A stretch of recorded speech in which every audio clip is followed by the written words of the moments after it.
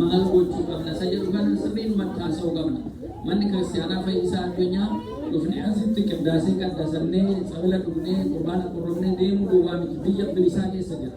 Biyya bilisaa kana keessatti immoo waan gaarii biyya kana keessa jiru uummata keenya biyya jiru sakkanni dhandhamatee argatu isaafis dhaabbachuun nu barbaachisa. Waaqni nu gaafata jechuudha. Gadi kanaasa kana akka itti yaadnu akka waaqa irratti kadhannu adaraan isiniin jedha. Keessumaa bara kana bara filannoo jedhamee amma deemaa jiru kana keessa immoo karaa mana amantaa ortodoksiitiin akkana ladeen caasaan ortodoksii akka dhaabbannetti sinodoosiin Oromiyaa nu didanii eegamu jalaa burjaa keessanii booda rakkoon ittuma fufe malee waan furmaata argatee jiru.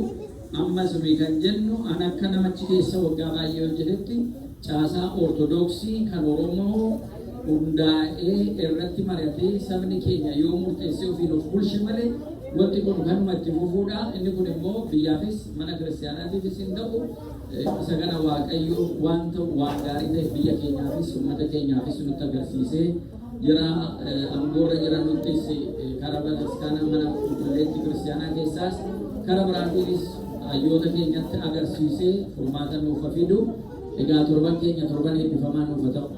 Waaqayyo nagaan nu bulche yonaan nu ga'e guyyaa fi kanas nu eebbisu hamaa hundarraa nu qusatu nu eegu jara arraa afan immoo Waaqayyo torban isaanii eebbisee fi torban dhufu waliin immoo akka sagalateeffannu nu dandeessisu.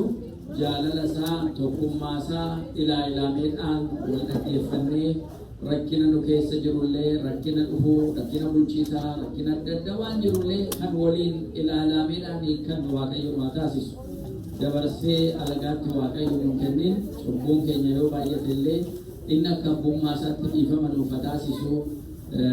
Dabarsee alagaatti diinatti nu kennini Waaqayyo akka gaaddisa isaa jala fayyisaa addunyaa taabota isaa jalatti walitti nu qabee eebbi isaa ayyaanni isaa hafuurri Waaqayyo hunda keenya irra bulee jiraatu.